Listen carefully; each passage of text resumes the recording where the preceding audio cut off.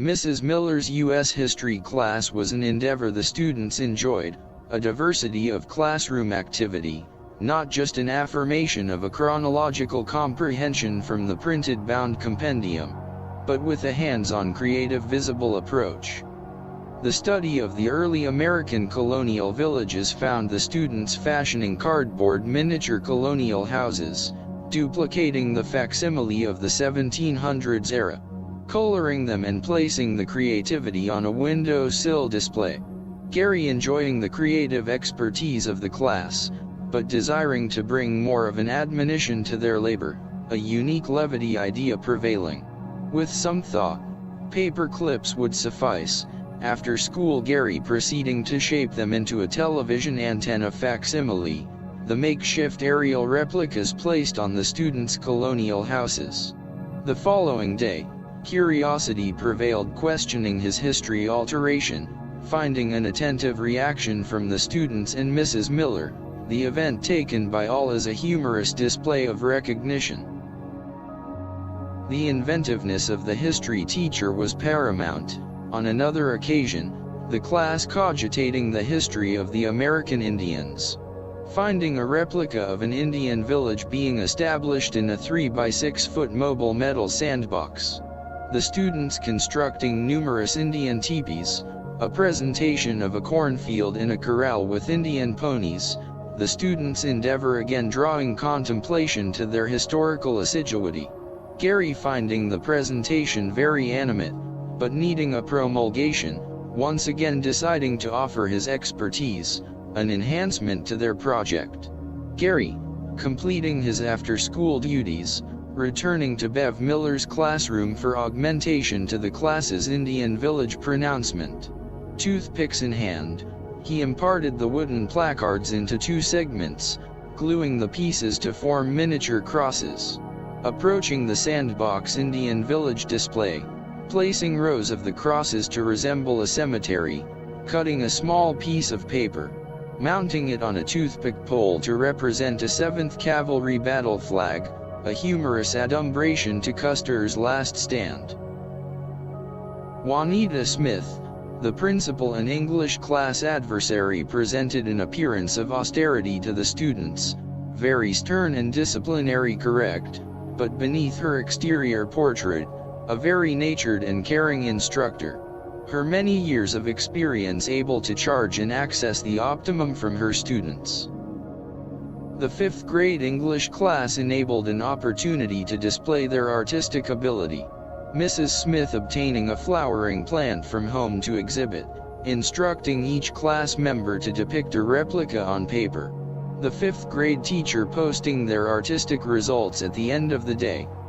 The artwork displayed above the chalkboard. Some were quite good, demonstrating a talent, but others were done in haste without noticeable perspective, Gary having acquired some poetic license working with oil paints from television artist Bob Ross. Perceiving some of the students' presentations could be embroidered by a small emphasis of shading or a small borderline of articulation, not enough enhancement to change their perception, but just enough to engender the purpose. Gary's tweaking endeavor completely unknown to all, Mrs. Smith complimenting the class on their artistic conception. Gary was comfortable in the educational community. His relationship with most of the teachers at the 3 schools and board members was on a first-name basis, finding himself an anomaly. The only one in the district addressing the superintendent by his first name in the presence of others. Gary suspected Glenn's attitude, sometimes perceived as chauvinistic towards the only female administrator. Many of Juanita's requests being put off as being frivolous by the superintendent. Her request for a new American flag to adorn the school flagpole being denied, Gary puzzled, initiating a visit with Glenn about the flag. Providing an explanation about the condition of the old one.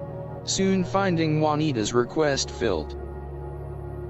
Juanita was concerned about the effect of the recent Dutch elm epidemic, desiring an appropriate dissertation, having arranged for a state forestry person to survey, document, and recommend replacements for the trees that were removed on the school's main street location. The well-constructed plan would also include provisions for populating the treeless south side of the school. The principal, having put an abundance of time and effort in organizing the objective, and was ready to introduce the arboriculture proposal to the superintendent. Mrs. Smith returning from her meeting, Gary recognizing the look on her face, Glenn Piper disapproving Juanita's effort. The custodian perceiving her despondency in the rejection, not wanting to compound the rejection with failed hope. Gary deciding he would remain anonymous in trying to salvage the proposal.